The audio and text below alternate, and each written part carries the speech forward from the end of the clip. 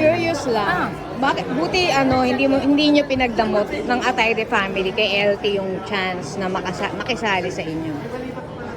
Bilang family venture niyo to talaga. Actually, kasi nakita ko yung nagsabi talaga siya sa akin na nasabi sa akin, sama naman ako. Para siyang batang nanghingi ng candy. Sama naman ako. Gusto ko naman ng magkatrabaho iba. Gusto ko naman magnegosyo. Gusto ko naman yung pera ko. Ganun siya. Sama naman ako, Biyang. Ganun siya talaga. So, nung nakita ko siya parang tanggapin ba kita o hindi? Tanggapin ba kita o hindi? Pero kasi nakita ko yung sinseridad niya. Yung pagiging tunay niyang porsigido siya. Tsaka yung tunay niyang sa loobin talagang, sige no, sama mo na ako. And nakilala ko naman si LT na mabuti siyang tao eh. So kaya ako nagtiwala. So sabi ko sige, tapos sinabihan niya ako, sige na, para din naman sa mga anak ko, doon ako nadurog. Para din naman sa mga anak ko, nanay din ako. Marami ka na rin bang nakilalang parang hindi mapagkakatiwalaan? Charot, huwag na natin pag-usapan. Marami.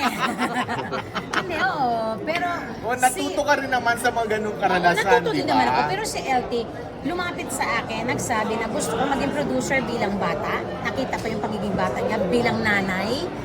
Doon niya naman din ako nadulog. Yung sinabi niya ako para sa mga anak ko. Sino naman ako para magdamot para sa isang nanay na gusto talagang gumawa ng negosyo para sa mga anak. Pero hindi ka ba naiingit kay Lorna na may mga apo na siya? Ay, gusto ko nga nakawin mga apo niyan eh.